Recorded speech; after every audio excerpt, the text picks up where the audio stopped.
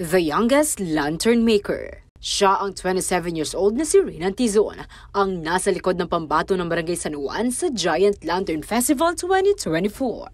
Si Tizon ay kaanak ng isa ring young champion na si Mark Nino Flores. Matatanda ang matagumpay na naiuwi sa San Juan ni Flores ang kampyonato noong 2022, gayon din ang second runner-up title noong 2023. Susubukan naman ni Tizon na mapanatili ang barangay sa listahan ng mga nangungunang entry sa gabi na rin ng kanyang pinsan. Pero pwede naman po mawawala yung pressure bilang isang batang lantern maker.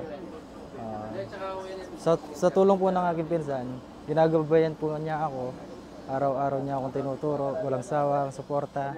Ayon pa kay Tizon, walang kompetisyon sa pagitan nilang mga lantern maker. Sila ay nagtutulungan. Yung po mga lantern makers, wala pong competition na nagaganap. Para po mga enjoyment lang po.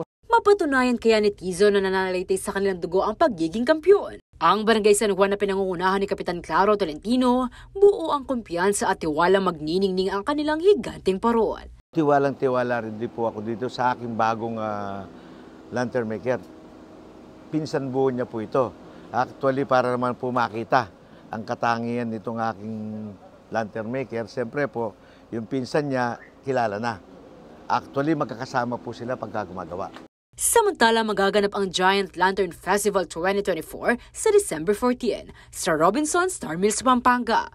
Maaari rin ito mapanood ng live sa CLTV 36 at sa aming social media platforms. Liana Canilaw, CLTV 36 News.